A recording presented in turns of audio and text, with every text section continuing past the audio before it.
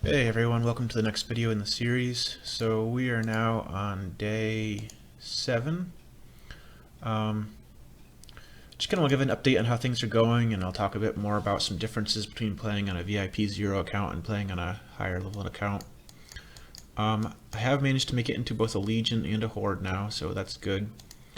One of the things I want to mention about what you should look for in a Legion is one that's very active and has leadership that you feel is trustworthy and has common sense rules about distributing Legion amulets. I kind of got most of that in the Legion I found here. It's reasonably active. The leadership's fine.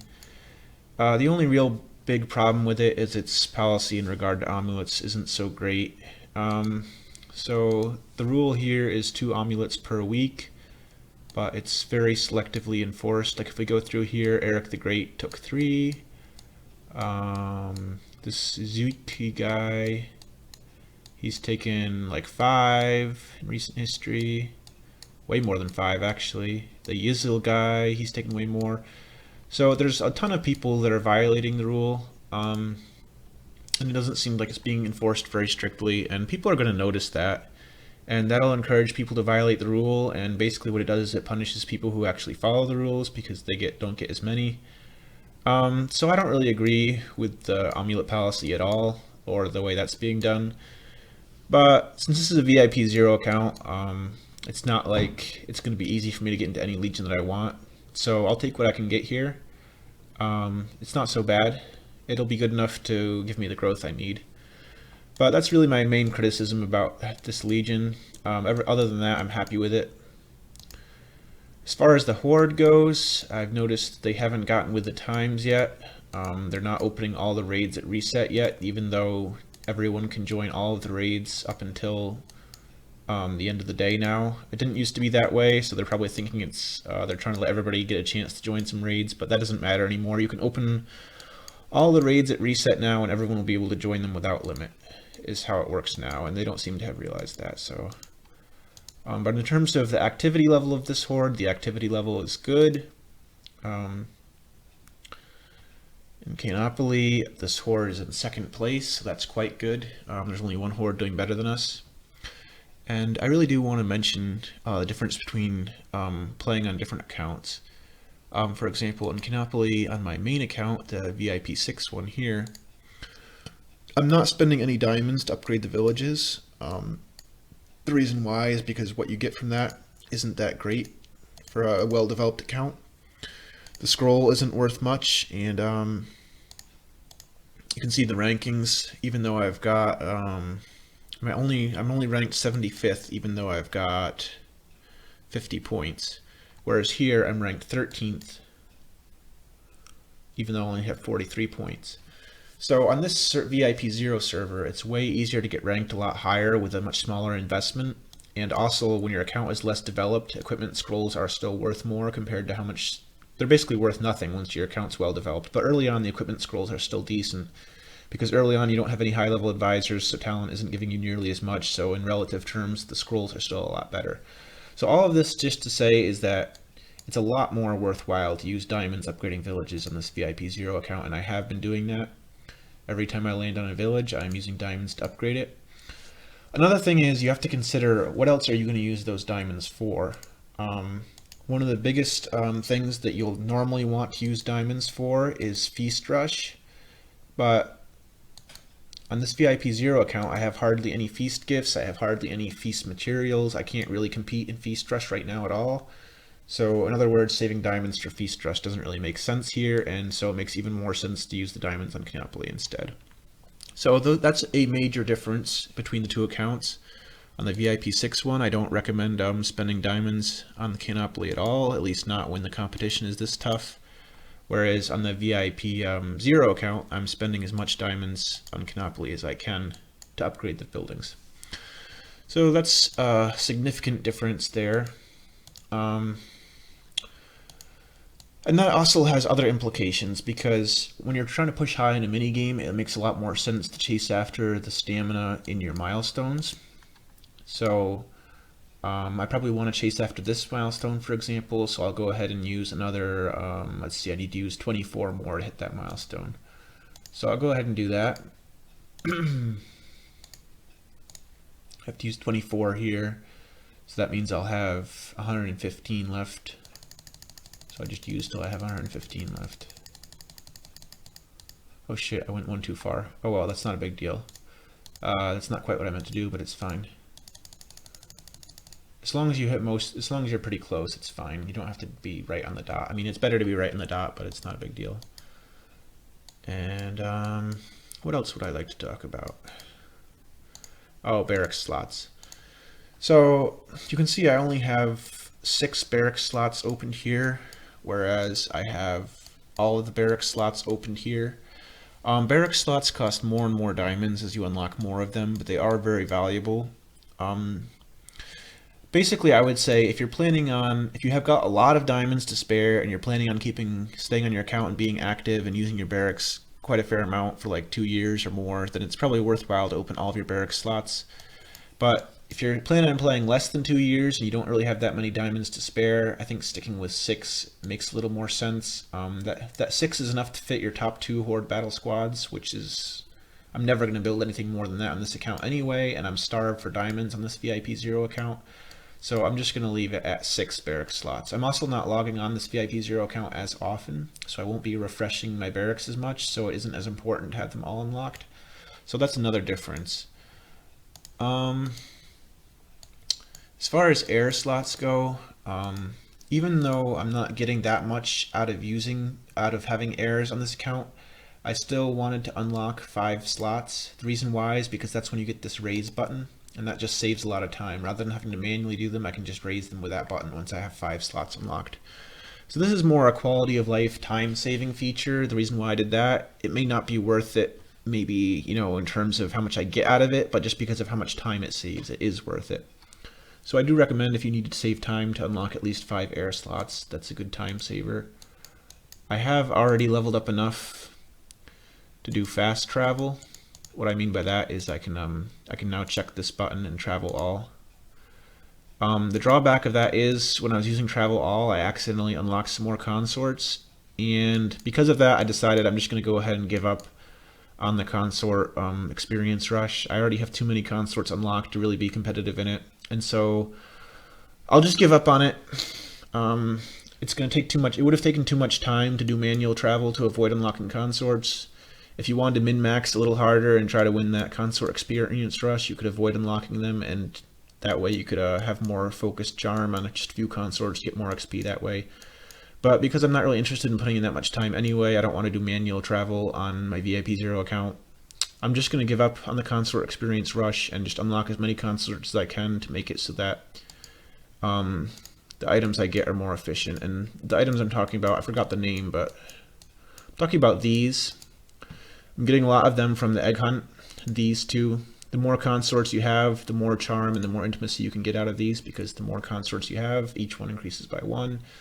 So I'm just going to go ahead and unlock as many consorts as I can, and I'll grab these and these when they are cost effective. And one of the places where they are very cost effective is in the Egg Island.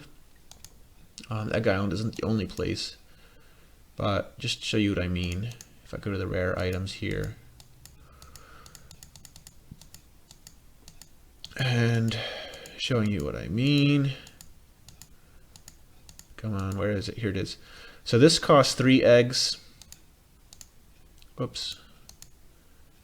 And this costs 5 eggs. So this one will give you 5 charm, and if you have 20 consorts unlocked, this will give you 20 charm. And it costs less than double as much. So what I'm saying is the amount of intimacy you get per egg. I said charm, I meant intimacy. The amount of intimacy you get per egg is like way higher if you're buying these, so they're obviously a much better deal than these. But the thing is, if I only had 1 consort unlocked, I would want to buy these, because then, even though it's random, if I only have 1 consort, they're all going to go into 1 consort, and I could have stacked that 1 consort up really high with these, and maybe won a consort experience rush based on the really high intimacy. Would have been earning a lot more experience. So I'm just trying to point out how, depending on how much time you want to spend and, you know, what your situation is, different choices make more sense. But in general, these are a really good deal. While I'm here, I guess I'll mention that you always want to get the medallion. The medallion costs 20, and meanwhile, this costs 5. Meanwhile, the medallion is worth 5 to 6 times as much, depending on whether you use it on an orange or a red talent. So mathematically speaking, the medallion is just a lot better than the talent pouch. And the talent pouch is a lot better than this because it takes 4 of these to equal one of those. 4 times by 2 would be 8, but this costs 5, not 8. So mathematically, this one's the best deal. This is the next best deal, although it's much worse than that. This one's much worse than that. So if you're getting these, you're ripping yourself off, is what I'm trying to say. And that's just the point. The reason why I'm saying that is to pay attention to what the prices the game sells things for, because things are not sold for a fair price. The game is more than happy to just give you bad deals, and if you press it, then you rip yourself off. So if you're buying these from the store, you're ripping yourself off. Don't do it. This would also be ripping yourself off, but the medallions they're all right. Hopefully that makes sense. If not, then don't worry about it. It's not the end of the world if you waste your points. So how about my plans right now? Well, I'm saving up my soldiers for the soldier rush, which is coming tomorrow.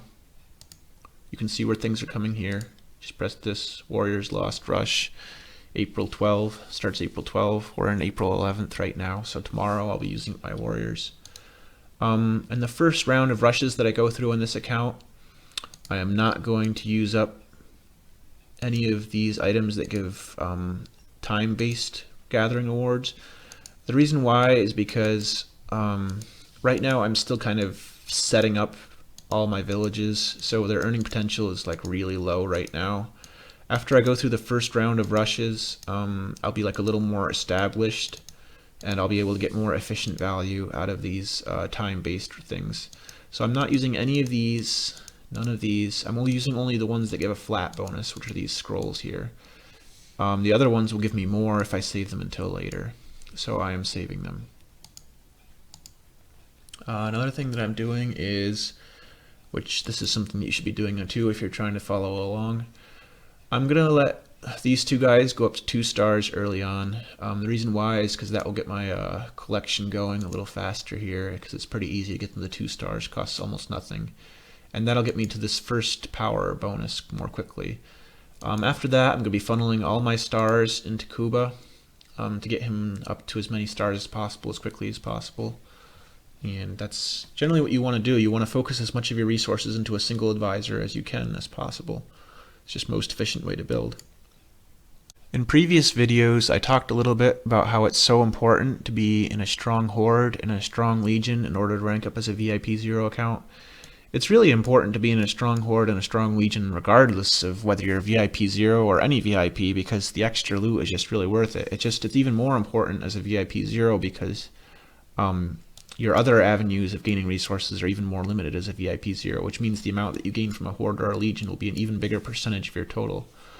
I just want to point out what you need to do to min-max in both being in a legion and being in a horde. So when it comes to being in a legion, the important thing is to max out your legion bonus, but since you're so short on diamonds as a VIP 0, you don't want to do any more than you have to max out the legion bonus. Speaking of maxing it out, is it too late for me to do this? Yes, it is. It's not a big deal if you miss hitting the Serpent in Legion, unless you miss it on Friday, because Friday is your last day to use up your bombs.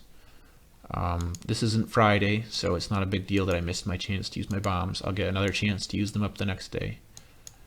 But it is kind of a big deal if you miss your chance to use them on Friday, because they'll be wiped if you don't use them on Friday. The amount of loot that you get from Legion is really pretty insane. It's free to harvest in veins, and then the veins give you bomb hits, and each of these bombs is worth, I don't know, it's tough to say exactly, but each bomb is worth at least 50 diamonds, if not more, and you get 10 bombs for free every day you harvest, so that's like an extra 500 diamonds every day. That's a lot in terms of value. But talking about min-maxing the value you can get out of Legion, as I was trying to say earlier, you want to make sure that you max out all of these quests, and you don't want to go above what you have to do. So for this, you only need to get it to 15. For this, you only need to get it to 20. These ones are going to max out very easily regardless. You don't need to worry about that. And here's where you finish those, by the way, if you don't know this already. So on Monday, I do all 3 of these, and then every other day of the week, I do just these 2 because they're the cheapest. And that'll be enough to max it out if you do that every day you can, all 7 days of the week. That's the most inexpensive in terms of using diamonds way to do it. And then here, I do 5 of these 4 days out of the week, and that gets me to the 20 donations needed to max it out. The other 3 days of the week, I don't donate anything. It's not because donating isn't worth it, it's just because I've got so few diamonds to go around as a VIP 0 that I don't want to use any more than I have to max out this, and I only need to do 20 to max it out. Hopefully that makes sense. If not, don't worry about it. All this stuff is just stuff that I do to maximize every little bit of value that I can, but it's not going to completely cripple you if you don't do it the same way as me. The main thing you need to know is that you should be in a legion if you want to get as much value as possible. For example, you see how I have 12 million SOV in this account right now? A little more than 90% of that is coming from being in the legion. If I wasn't in the legion right now, I would have more about like 2 million SOV at this point. So it's caused my early game growth to absolutely skyrocket from being in a legion. And over the long run, it'll add up a lot too. As far as being in a horde goes, if I wasn't in a horde, I couldn't even join the this minigame, so that's like a big deal by itself. And then when you look at what the ranking rewards are, just for being in the 2nd place, my horde getting 2nd place, even if I do nothing. Here's the reward. 2nd place is getting 9 summon seals, 15 of these, a whole bunch of stuff. This is just great. This kind of loot is not easy to come by as a VIP 0 player, and it's really important for growing to get it. So I'm just trying to emphasize, it's really important to be in a strong horde, to be in a strong legion if you want to grow well as a VIP 0. Really, if you want to grow well in general, but it's just all the more important if you're playing as VIP 0. Another thing being in an active horde will do is will give you more people to help in the help zone, and more people will help you. So that's the social element of the mini games as well. The social element will go a lot easier, of course, and you'll get help out of sand traps more quickly too.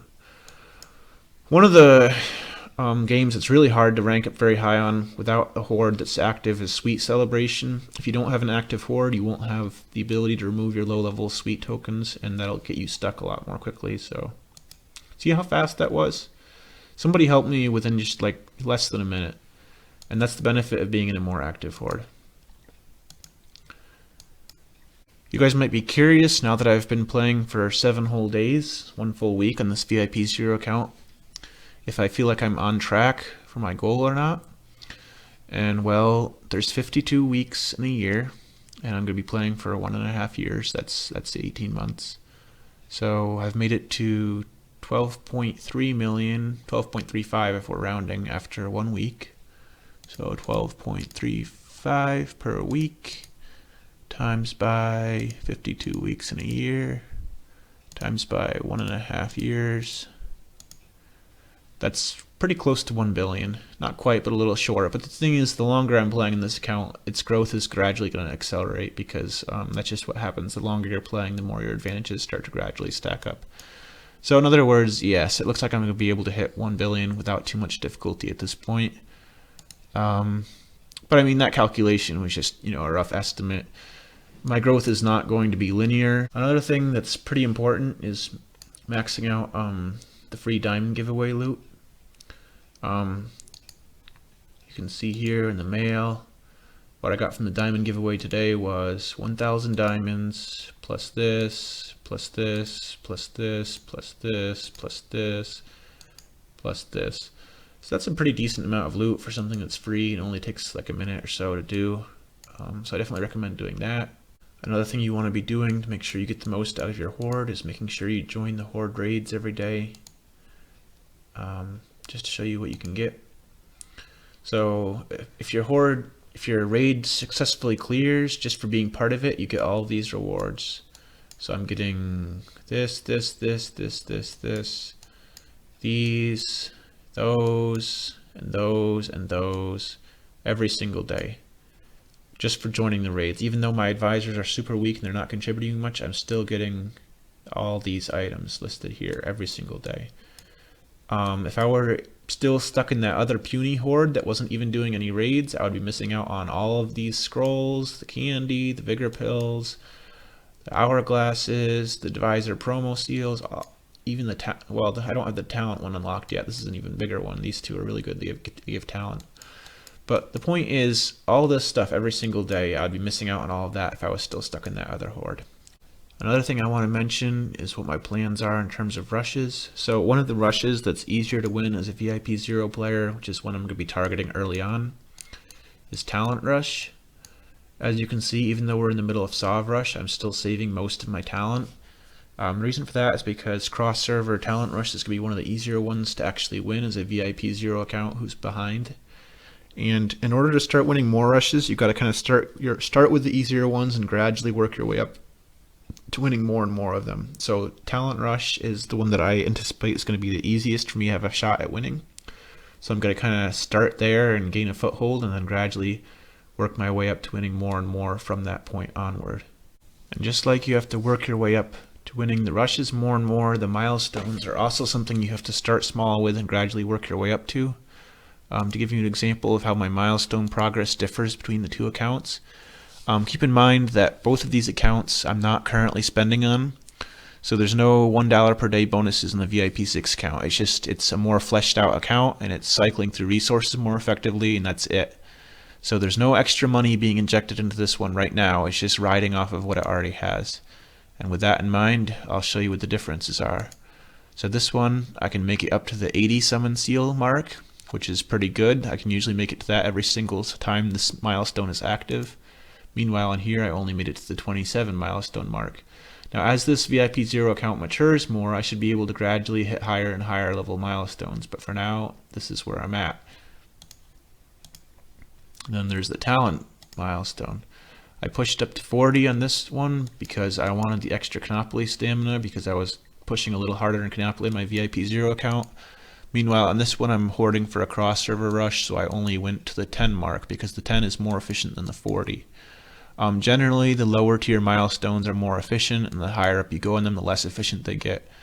So you only want to push as high as you can sustainably. You don't want to push up to the less efficient milestones if it's not sustainable and you're not currently focusing on whatever mini-game or rush that milestone is applicable in. So I actually pushed a little higher on the VIP 0 account because it was more in focus with what that account is doing right now, i.e. that account. The VIP 0 account is more focused on Canopoly right now, so it was okay to push to a slightly higher milestone and get that stamina. In terms of the candy, I'm generating a lot more candy on my VIP 6 account, so I was able to push all the way up to the 150 candy mark to get that extra stamina there. Meanwhile, on this account, it's still very new and doesn't generate that much candy, so I was only able to go up to the 45 mark and get that stamina. That was as far as I was able to go. Heirs married, even though they require jade rings, I was able to get 5 heirs married on this account with jade rings. On this account, oof, that's not so good. I was only able to marry 2 so far. It's because I have no silver rings, and it's not worth spending diamonds to buy silver rings. Actually, I might have to rethink that. It could potentially be worth it if they're cheap enough. Let me investigate that real quick. So let's see, how much do silver rings cost here? They cost 66 diamonds. That's probably not worth it, but let me check and see how much it costs if I do it this way. It costs 50 diamonds if I do it that way, which might be worth it. The question is, though, does the cost go up? So if I spend 50 diamonds, then through the milestone, I will get back 20 diamonds. That means the actual cost is 30. But I would have to do it 3 times in order to reach that, and the diamond cost might increase each time. I'm going to say it's probably not worth it. I think there's different mini games that will give me silver rings for free, and so I can just save my heirs till then and not worry about it. I'm pretty sure the diamond cost does ramp up if you keep doing it without using a ring, so I'm going to avoid doing that. Anyway, back to discussing the milestones. Diamonds spent milestone, I'm getting close to 3K on the VIP 6 account. I'm actually a lot higher on the VIP 0 account, and that's because you get a whole bunch of diamonds for free when you're first starting out, and there's a lot of stuff you have to do, like your barracks and your air slots, unlocking all of that. So because of unlocking that stuff and using my free diamonds, the diamond milestone is actually further along in the VIP 0 account. But in general, I would expect it to be further along in the future. It would be further along in the VIP 6 account. I haven't used any of these on this one. Here I used one because Minbala was in rotation, and I wanted to unlock as many advisors as possible while Sovrush is still going. Now you might think, well, just summoning an advisor that you don't have already doesn't give you that much Sov, right? Well, early on, yes it does if you're in a Legion, because the Legion technologies, I'll show you. The Legion technologies give every hunter class 500k survival. That's equal to 500,000 Sov for every advisor of that type you have. And same with all of these. So every single new advisor that I don't have yet that I summon during the Sov rush is going to give me an extra 500,000 Sov. And that's why I'm in 7th place with Sov gained, even though I'm like 6 weeks behind everyone else, so I shouldn't be able to compete with them at all. This is purely the benefit of Legion kind of boosting me. Otherwise, I would be nowhere near even like coming close to competing with any of these guys, because their accounts are far more developed than mine. So hopefully that's helpful. I think I've given a decent overview of some things that are different between the two accounts, and hopefully given you guys an idea of what my strategy is to start moving forward. I'll do another video maybe in a few days or maybe in a week or two, depending on what I feel like and depending on what people ask for in the comments. If you've got any questions or things you're confused about, let me know in the comments and I will answer. Thanks, that's all for now.